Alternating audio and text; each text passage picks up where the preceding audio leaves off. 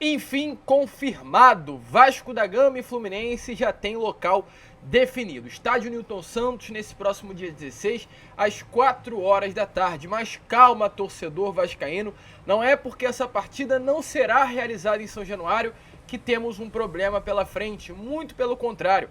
A solução se aproxima, em breve os portões de São Januário serão reabertos. Hoje, nesta tarde de terça-feira, o Vasco avançou mais um pouco no acordo que busca ter com o Ministério Público. E diante disso, a expectativa é que o jogo contra a equipe do Coritiba, pela 24ª rodada do Campeonato Brasileiro, venha a ser realizado no nosso Caldeirão. A gente vai falar sobre isso aqui nesse Fala Gigante, trazer a vocês tudo o que está acontecendo, explicar, é claro, esta situação envolvendo Vasco e Fluminense, envolvendo a reabertura dos portões de São Januário e falar também sobre muitas outras novidades, até porque é um Fala Gigante bastante movimentado, muito agitado. Falaremos sobre Jair, que se posicionou nesta terça-feira sobre tudo o que aconteceu neste último domingo, uma atuação muito ruim, a expulsão, o mau momento que ele vive, utilizou as suas redes sociais para desabafar. O que será que ele falou? Traremos aqui a vocês, além dessas muitas outras novidades que, é claro, você, torcedor vascaíno,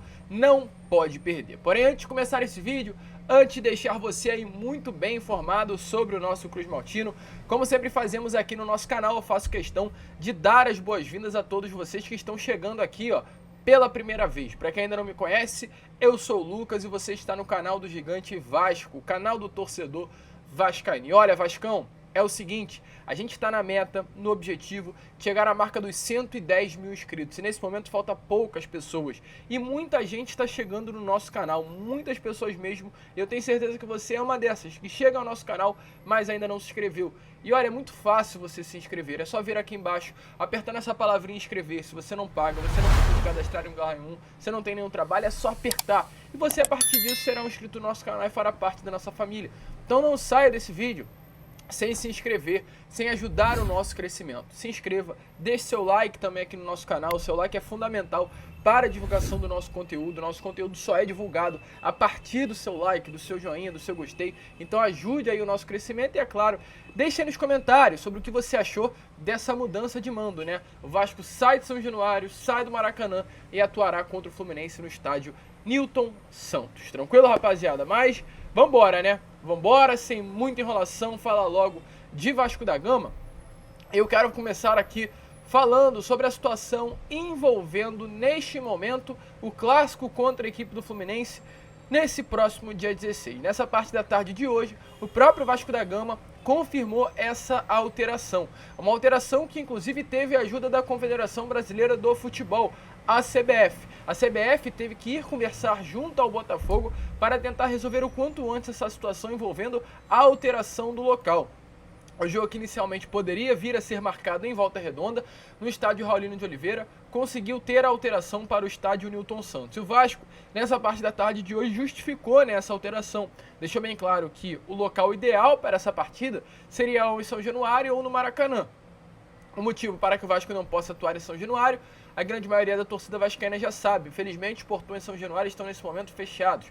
Fechados tanto pelo Ministério Público junto ao Tribunal de Justiça do Rio de Janeiro, alegando que a falta de segurança em São Januário para qualquer partida e com isso não há possibilidade de presença de público, e também a interdição por parte da Polícia Militar do Estado do Rio de Janeiro, a PMERJ, que alega que também há uma falta de segurança em São Januário para clássicos. Desde o dia 31 de maio, a PM fechou São Januário para clássicos. Não há a possibilidade do Vasco mandar jogos em casa contra Flamengo, Fluminense e Botafogo por parte da polícia. Então são duas barreiras grandes que a diretoria e o departamento jurídico do Vasco teriam que enfrentar para conseguir mandar esse clássico em São Januário. E o tempo é curto, o tempo hábil para essa alteração é pequeno. Já estamos no dia 5 de setembro e a partida é no próximo dia 16.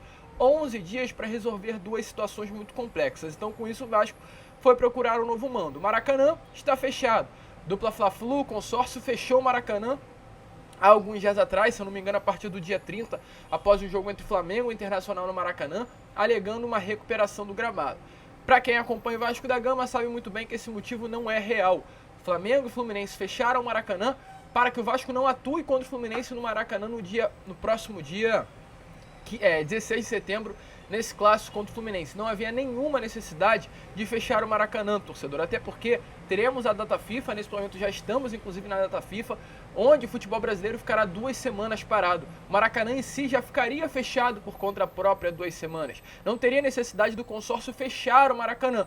Eles fecharam o Maracanã já esperando que o Vasco no próximo dia 16 viesse a pedir a utilização do estádio Mário Filho para atuar contra o Fluminense no estádio. Então, eles se anteciparam ao Vasco da Gama, prejudicaram novamente o Vasco e não há essa possibilidade, é claro, do Vasco mandar a partida no estádio Mário Filho. Então, com isso, o Vasco teve que achar uma nova casa e confirmou que esse jogo será no Newton Santos. Em nota, o Vasco disse assim, o Vasco da Gama informa que o clássico contra o Fluminense será realizado no estádio Newton Santos. A partida válida pela 23ª rodada do Campeonato Brasileiro acontecerá no próximo dia 16 de setembro, alegando aí que realmente esse jogo será feito em Engenho de Dentro. Então, mais que confirmado, o Vasco ainda diz na mesma nota que de fato não haveria tempo hábil para essa mudança. O Vasco reafirma, inclusive na nota, que segue lutando pela liberação do São Januário, que presenciou uma manifestação histórica da torcida vascaína na noite do último domingo. Confiamos na Justiça e no Ministério Público e temos confiança que essa questão, que tem trazido prejuízos incalculáveis para o clube e para a Barreira,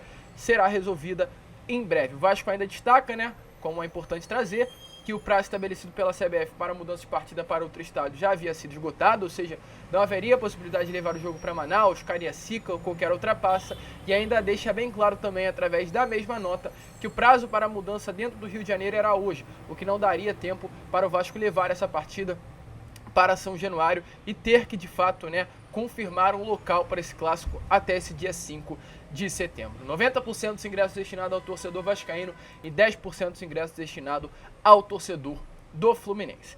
E é um recadinho aqui rápido, antes de prosseguirmos com o vídeo. Para quem acha que São Januário não é seguro, é importante falar.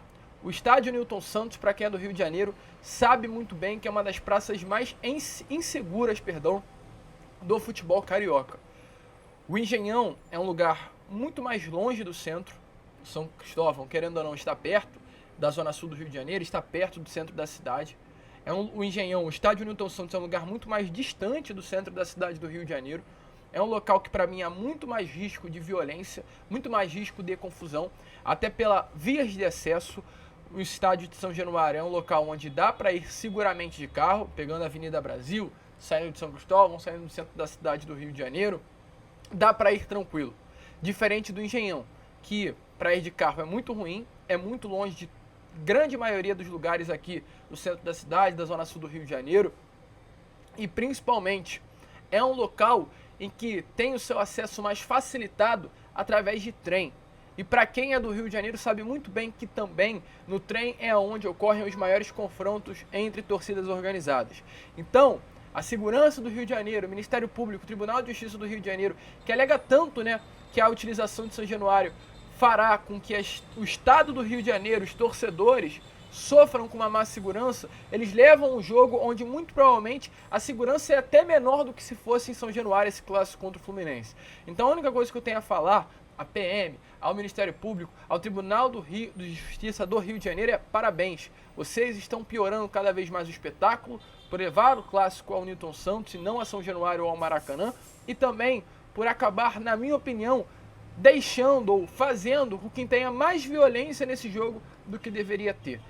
Então, uma situação complicada, um local muito de difícil acesso, o estádio Newton Santos. Eu fui uma vez ao Engenhão no clássico contra o Botafogo, eu fui de carro, inclusive, na época não fui de trem, nunca fui de trem para o estádio Newton Santos, mas sei muito bem o perigo que é num clássico ir para o Engenhão com esse transporte público. Mas enfim, é o TJRJ, é o Ministério Público, é a PM, chega a ser brincadeira. Mas enfim, torcedor, o que eu tenho a dizer sobre notícia boa aqui com vocês é o seguinte: informação muito positiva é que a expectativa é que o quanto antes saia esse acordo entre Vasco e Ministério Público para que a partida do próximo, válida pela 24ª rodada, ainda não uma data especificamente definida, seja em São Januário. A informação que nós temos é que o Vasco está muito próximo, de fato, de selar esse acordo com o Ministério Público, para a liberação de São Januário. É o TAC, lembra que a gente falou para vocês, que é o termo de ajuste, termo de acordo para que o Vasco consiga, termo de ajustamento de conduta, o Vasco está buscando esse acordo junto ao Ministério Público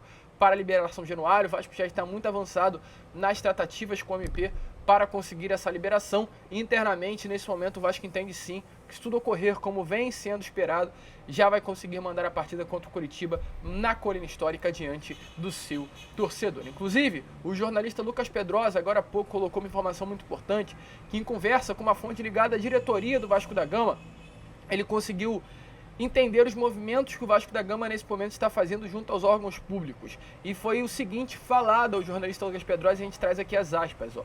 Pode colocar também na conta da torcida do Vasco. O que eles fizeram na Barreira domingo pesou demais para que a gente conseguisse caminhar nessa pauta. Então, aos torcedores vascaínos que foram à Barreira nesse último domingo, parabéns. Vocês estão fazendo parte novamente de um movimento histórico que facilita a vida do próprio departamento jurídico do Vasco, do próprio Vasco da Gama em si, de conseguir a liberação de São Januário. O que aconteceu no domingo, na paz, na tranquilidade, a Barreira lotada com mais de 10 mil pessoas, mostrou ao Ministério Público, mostrou ao Judiciário do Rio de Janeiro que eles estavam errados e que não há problema nenhum os jogos serem mandados no nosso caldeirão. Então, eles tentaram de tudo, não conseguiram, e mais uma vez a torcida vascaína representou, a torcida do Vasco foi à frente, a torcida do Vasco fez o que deveria ter feito e conseguiu a liberação de São Januário. Novamente, o torcedor carregando o clube nas costas. Parabéns, é muito bom fazer parte dessa torcida Cruz Maltina. E olha, tô seguindo, porém deixei nos comentários, é claro, o que você também achou, né, sobre o que aconteceu nesse último domingão e a sua expectativa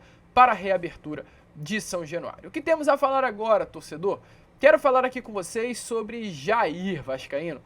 Para quem gosta do Jair, ou aliás, para quem gostou da contratação do Jair, tenho certeza que nesse momento fica na dúvida se realmente foi bom negócio para o Vasco da Gama contratar o volante que veio num status de grande jogador do Atlético Mineiro nesse início de temporada. Jair, infelizmente, nesse momento não vem tendo um bom desempenho, muito pelo contrário, o rendimento do Jair caiu absurdamente. O Jair, de um atleta que veio com status de titular absoluto, hoje é reserva absoluto do Vasco da Gama, e um atleta que às vezes nem sequer é relacionado, como aconteceu naquela partida do domingo contra a equipe do Atlético Mineiro no Maracanã, onde o Jair esteve fora da lista de relacionados do Vasco da Gama. O Jair, nesse último domingo, participou ativamente do empate do Vasco, com aquele gol perdido, que não poderia ter sido perdido, inclusive. A imprensa francesa trouxe o Jair, né, falou do Jair como um meio-campo desajeitado. O jornal L'Equipe falou do passe do Payet, disse assim, ó, não terá faltado muito para que o batismo de fogo de Dimitri Payet terminasse em fogos de artifício, se Jair tivesse sido um pouco menos desajeitado. Ou seja, um jogador que veio com status de craque, status de novo ídolo, status de titular absoluto, status de atleta que participaria da reformulação, nesse momento é chacota mundial e tratado como desajeitado pela imprensa francesa. Essa é a situação desse volante, que participou desse lance, onde perde um gol na cara aos 37 minutos do segundo tempo, que na minha opinião daria o gol, com esse gol, né, daria vitória ao Cruz Maltino, e participou de um outro lance também crucial, o lance da expulsão no final do jogo e uma cotovelada no Luciano Jubá. Então, torcedor, é realmente uma situação constrangedora hoje desse volante. Um volante que sabemos muito bem, que tem qualidade, um volante que é diferenciado, um volante que poderia ajudar muito o Vasco da Gama, mas um volante que, infelizmente, nesse momento, vem muito mal. E que, nessa partida do último domingo, para vocês terem noção, rapidamente aqui trazendo a vocês, teve a segunda pior nota do SofaScore entre todos os atletas da partida entre Vasco da Gama e Bahia. Ou seja, o Jair teve a segunda menor nota entre jogadores de Bahia e Vasco da Gama. Com seus 15 minutos jogados, foi uma grande chance perdida. De 3 duelos que disputou, ganhou 2, acertou um drible, mas fez uma falta e tomou cartão vermelho. Uma nota 6. Vergonhoso o que aconteceu com o volante Jair. E é claro, ele se posicionou nas redes sociais. Diante de tudo que vem acontecendo, o Jair utilizou a sua rede para falar sobre esse atual momento, desabafar e até, de certa maneira, pedir desculpa ao torcedor vascaíno por tudo que vem acontecendo. Ele disse assim, ó, abre aspas, como está aparecendo nas imagens.